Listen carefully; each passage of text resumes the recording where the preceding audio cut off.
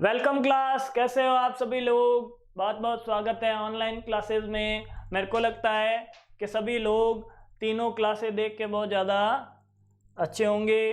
3 क्लासें हमने आपको दे दी है। आज हम बात करेंगे क्लास नंबर 4 की। कक्षा है अपनी 10, अध्याय है 8 और अध्याय 8 है आपके त्रिकोणमिति का परिचय। और त्रिकोणमिति के परिचय में जब हम आगे चलेंगे तो पार्ट 4 में आपके हम बात कर रहे हैं 8.1 की। अब 8.1 की बात हम ऐसे करेंगे कि प्रश्नावली 8.1 में हमने काफी सवाल कर लिए हैं। कम से कम 6-7 सवाल मेरे को लगता है हमने कर लिए। अब हम बात करेंगे अगले सवाल की कि उसी कड़ी में थोड़ा आगे चलेंगे। आराम से पढ़ना है, अपने को भागना नहीं है। भाग भाग के क्वेश्चन कराऊं तो 2.5 महीने में कंप्लीट करवा के छोड़ दूं आपके एनसीईआरटी की 10वीं की किताब। और उसमें भी कम सवाल आपको करने पड़ेंगे, ज़्यादा मेरे को करने पड़ेंगे, पर आराम से करना है। शुरुआत में बहुत ही आराम से। त्रिकोणमिति को तो सीखना है। जो बच्चे आगे गणित लेना चाहते हैं वो त्रिकोणमिति को बहुत ही अच्छे से बारीकी से पढ़ लो।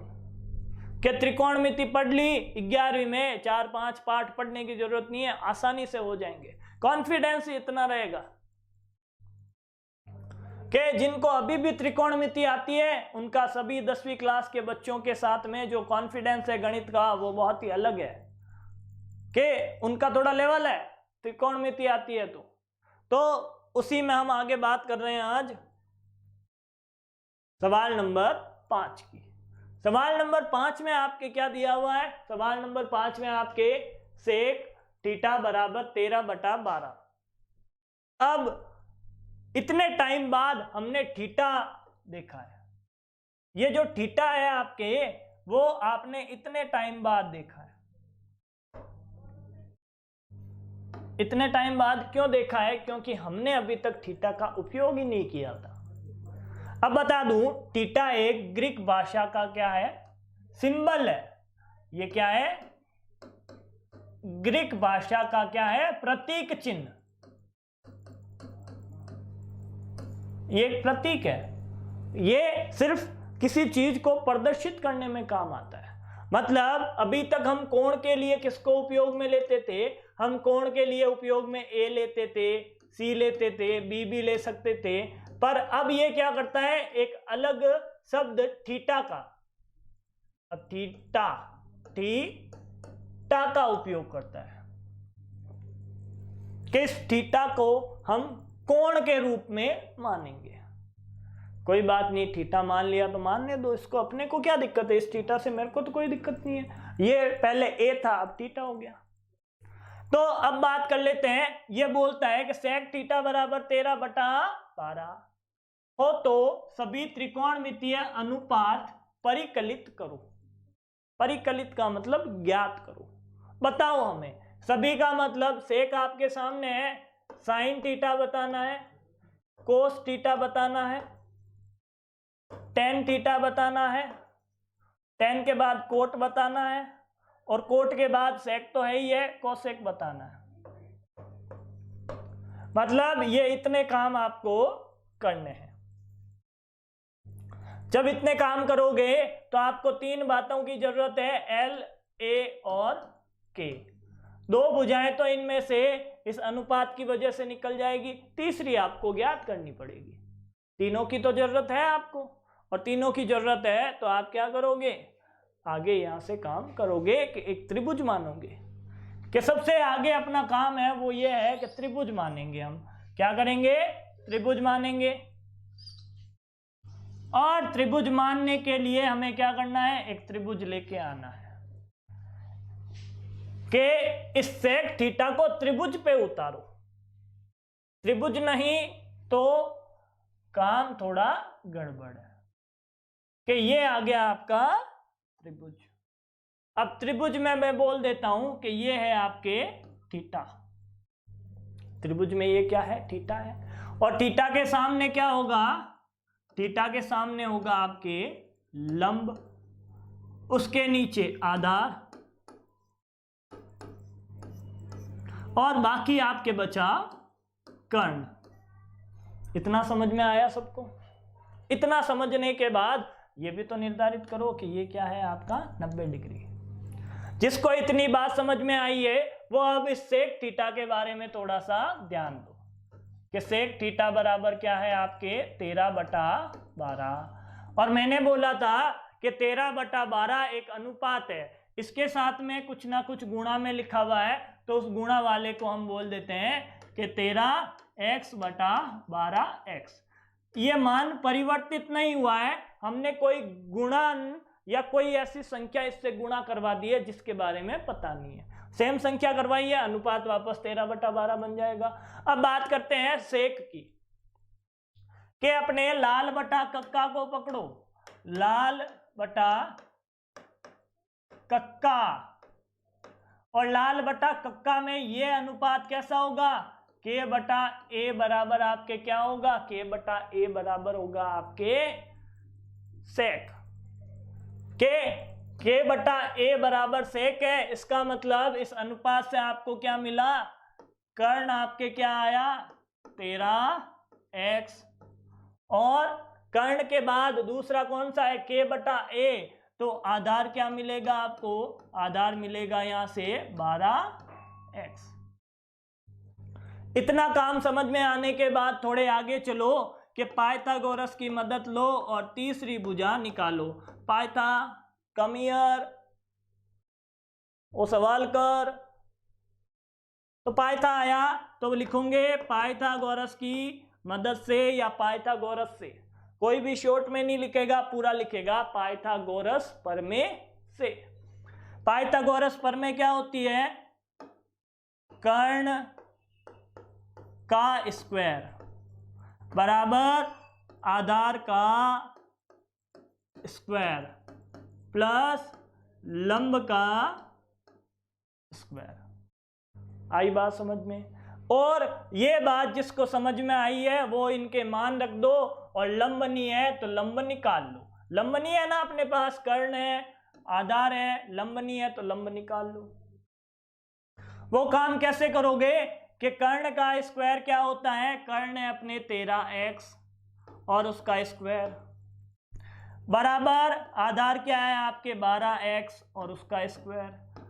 और लंब के बारे में आपको पता नहीं है तो लंब को छोड़ दो, लंब स्क्वायर। अब इतना काम होने के बाद आगे आपका काम क्या है? इससे आगे चलना है कि इस 12x² को उठा के क्या करो? इधर लेके आओ, पक्षांतरण करो इसका। तो पक्षांतरण कर दोगे तो क्या होगा?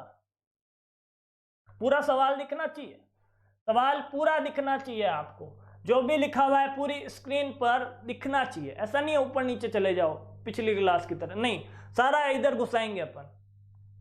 के यहां से आगे क्या हो गया कि 12 उठ के इधर आया तो 13 का स्क्वायर होता है 169 और x का स्क्वायर होता है x²। अब ये चल के इधर आएगा तो माइनस का होगा आपके, और 12 का स्क्वायर होता है 144 और x का x²। और ये किसके बराबर है? लंब के बराबर है, और लंब के ऊपर क्या है आपका? स्क्वायर है। इतनी बात समझते ही आप क्या कर दो? इनको माइनस कर दो। जब माइनस करोगे तो आपके आएगा 25, और 25 क्या है? x², और बराबर में आ गया आपके लंब स्क्वायर। इसका मतलब लंब का मान क्या आया? लंब का मान आया आपके √25x²। क्या आया आपके? √25x²। बोला था ना इसी में करेंगे जो भी करेंगे। तो आपके 25 तो रूट से बाहर निकलता है तो आता है 5, और x बाहर निकलता है तो आता है x। अब इतनी बात समझ में आने के बाद आपको पता है कि कर्ण का मान क्या आया आपके? कर्ण का मान है आपके 13x, तो यहां पे आगे ब्रैकेट में लिख दो 13x। आई बात समझ में? अब उसके बाद आगे लंब का मान आपके आया 5x, यहां पे लिख दो, और आधार का मान आपको पता है क्या है? 12x, यहां पे लिख दो। अब इतना काम होने के बाद आगे चलो और तीनों भुजाएं जब अपने पास होती है तो हम क्या कर सकते हैं, तीनों भुजाएं जब अपने पास होती है तो हम सभी त्रिकोणमितीय अनुपात ज्ञात कर सकते हैं। और त्रिकोणमितीय अनुपात ज्ञात करना कौन सी बड़ी बात है, ये रहा लाल बटा कक्का, और इसकी सहायता से अभी सारे अनुपात निकाल के बताऊंगा। कि सबसे पहले पकड़ो साइन को, किसको पकड़ना है, सबसे पहले पकड़ा साइन थीटा को, और साइन थीटा क्या होता है, लंब बटा कर्ण, और लंब बटा कर्ण का मान किसके बराबर है, लंब का मान है आपके 5x के बराबर और कर्ण का मान है 13x के बराबर। x से x उड़ाओ और अनुपात लिख दो 5/13, एक उत्तर आया। आगे चलो, कोस, कोस आपके सेक का उल्टा ही होता है, दिमाग दौड़ाओ थोड़ा, के कोस सेक का उल्टा होता है, सेक कोस का उल्टा होता है। मतलब क्या हुआ आपके के आधार बटा कर्ण नहीं समझ में आता है तो ये लिखो, आधार का मान है 12x और कर्ण का मान है 13x, x से x काटो और आगे चलो, उत्तर बताओ 12/13। उससे आगे आपको tan निकालना है, तो tan थीटा आपके क्या हो जाएगा, tan होता है लंब बटा आधार, और लंब बटा आधार करोगे तो उत्तर क्या आएगा, लंब है 5x और आधार है आपके 12x, और आंसर आ जाएगा जब x से x कटेगा तो 5/12।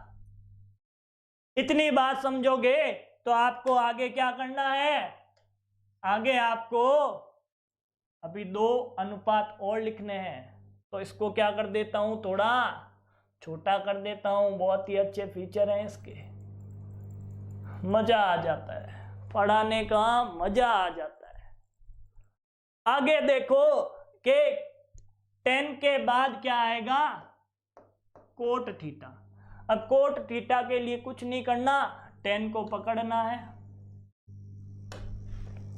किसको पकड़ना है, tan को पकड़ना है और उल्टा कर देना है। मतलब क्या करोगे, 5/12 यदि आपके tan है तो 12/5 बिना सोचे आपके कोट हो जाएगा। और कोट के बाद आपको क्या निकालना है, कोसेक थीटा। कोसेक किसका उल्टा होता है भाई साहब, सारणी देखी थी कौन सी, जो हिंदी नामों वाली सारणी थी उसमें मैंने बताया था कि कोसेकेंट कोसेक, कोसेक होता है जा का व्युत्क्रम, साइन का व्युत्क्रम। मतलब यदि आपके पास साइन है, क्या है, साइन है, तो इसका उल्टा आपके क्या हो जाएगा, कोसेक हो जाएगा, और कोसेक का मान आ गया 13/5। तो अब इतना सोचना नहीं है, ये 3 मान आने के बाद तीनों पीछे भागते हुए आएंगे। तो जिसके ये आंसर आए हैं, आगे चलो मेरे साथ के आगे आपके क्या है, बहुत ही अच्छा सवाल है। यदि कोई थोड़ा सा सोचता है तो उसके आंसर आसानी से निकल गए होंगे। कि इनको आप क्या करो, अपने त्रिभुज के अंदर लिखो। त्रिभुज के अंदर कैसे लिखोगे, एक त्रिभुज लेके आओ पहले, केवलो साहब एक त्रिभुज आया। अब ये त्रिभुज आते ही आपका काम क्या है, इस त्रिभुज को नामांकित करना, नाम देना। नाम क्या दोगे आप इस त्रिभुज का, नाम दोगे आप इस त्रिभुज में, इस त्रिभुज में आप नाम दे दो A, और दूसरा दे दो B, और तीसरा दे दो C। के A और B की ये बात करता है। क्या बोला इसने, A और B आपके क्या है, न्यून कोण है। A और B न्यून कोण है, तो आप क्या करोगे कि A और B आपके न्यून कोण है। अब A और B न्यून कोण है तो A भी न्यून कोण है, B भी न्यून कोण है, काम खत्म हुआ। तो C क्या बचेगा पीछे, C बचेगा 90 डिग्री, और ये मैंने बोल दिए कि ये न्यून कोण है। अब न्यून कोण हो गए तो आपको क्या करना है, इसके बारे में लिखना है कि माना त्रिभुज ACB, यदि 90 डिग्री का कोण बीच में ही आना चाहिए, C लिखा हुआ है तो ACB लिखो। कि ACB में कोण C बराबर 90 डिग्री तथा कोण A व कोण B न्यून कोण है। इतनी बात जिसको समझ में आई है वो मेरे साथ अब आगे चलो। आगे कहाँ चलोगे? आगे बात करनी है इसकी कि दिया है, क्या दिया हुआ है? दिया वो वाला नहीं है दीपक वाला, दिया है कि कोस A बराबर कोस B, कोस A बराबर कोस B। तो आपको ये सिद्ध करना है, अभी सिद्ध करते हैं भाई साहब कि ये दोनों भी बराबर होंगे। कोई बात नहीं, अभी बराबर कर देंगे कि कोस क्या होता है। कोस क्या होता है? कोस होता है आपके कोस आधार बटा कर्ण। जब थीटा होगा तो आधार की परिवर्तनशीलता भी जरूरी है। लंब और आधार आपस में परिवर्तित होंगे। अब ए को पकड़ो तो कोस ए क्या होगा? चित्रानुसार, चित्र के अनुसार चलो, चित्रानुसार चलेंगे तो कोस ए बराबर क्या होगा? कोस ए होगा, ए के सामने आपके लंब, तो बचा आधार। ये वाला आपका क्या है? आधार है। आधार क्या है आपका? AC। कर्ण तो फिक्स होता है, इसके सामने क्या है? कर्ण है। कर्ण क्या है? AB। कर्ण क्या है आपका? AB। ये लो समीकरण नंबर 1। इसको समीकरण 1 नहीं, इसको 2 बोलो और इसको समीकरण नंबर 1 बोलो। अब आगे क्या होगा? आगे इसी प्रकार क्या करूंगा? कोस B लिखूंगा। और कोस B क्या आएगा? कोस B देखो, यदि B को पकड़ते हो तो अब आपके आधार की स्थिति क्या हो जाती है? चेंज।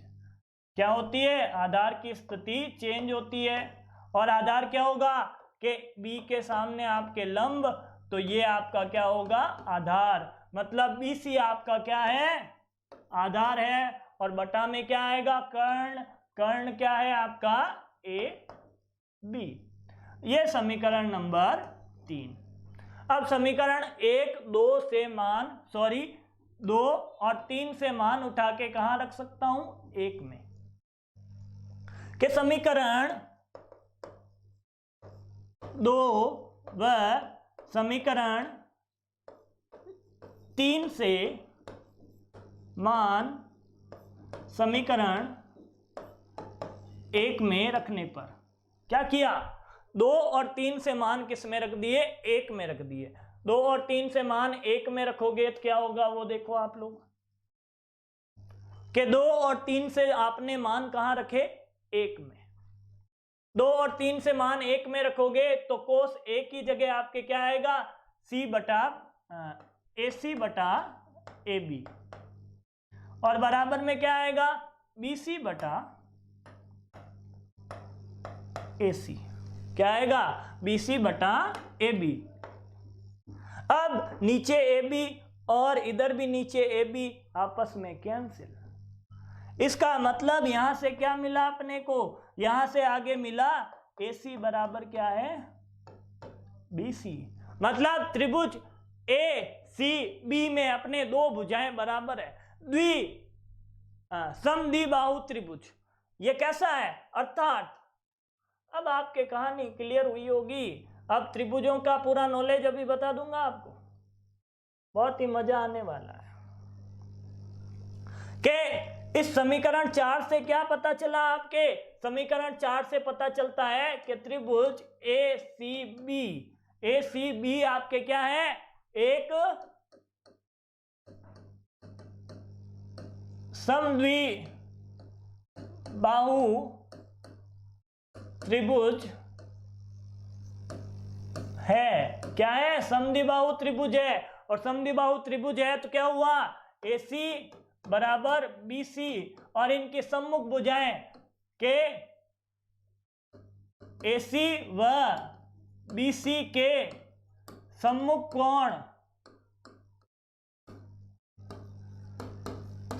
कोण भी बराबर होंगे। कि इसमें क्या होगा, AC और BC बराबर है, तो क्या होगा आपके इनके सामने की इन भुजाओं के सामने के कोण भी क्या होंगे आपके बराबर होंगे। तो ये तो मैं एक बार इसको रब कर देता हूं कि ये आपके कोण A, ये C 90 डिग्री और ये B के AC के सामने का कोण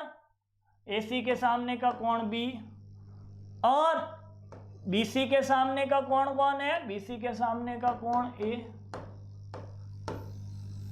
बराबर होते हैं। तो ये बात सिद्ध हो गई, और सिद्ध होते ही नीचे लिख देना HP और आंसर है अपना। सिद्ध कैसे हुआ उसके बारे में एक बार वापस बताता हूं कि त्रिभुज का गुण है, यदि आपके त्रिभुज क्या हो, समद्विबाहु त्रिभुज हो, तो जो भुजाएं आपके बराबर होती है उनके सामने के कोण भी बराबर होते हैं। तो इस तथ्य को तो हमने सिद्ध कर दिया, और इस सिद्ध किए हुए से हमें ये प्राप्त हो गया। सिद्ध किया ना, यहाँ पे ये निकाल के दिखाया कि ये दोनों बराबर है। तो ये आपके सवाल नंबर कौन सा है, सवाल नंबर 6 कंप्लीट हो गया। अब सवाल नंबर 6 कंप्लीट हो गया, तो सवाल नंबर 7 की बात कर लेते हैं, देखते हैं कितना बड़ा है। सवाल नंबर 7 थोड़ा बड़ा है, इसको हम अगली क्लास में करेंगे। आज के लिए बस इतना ही, थैंक यू।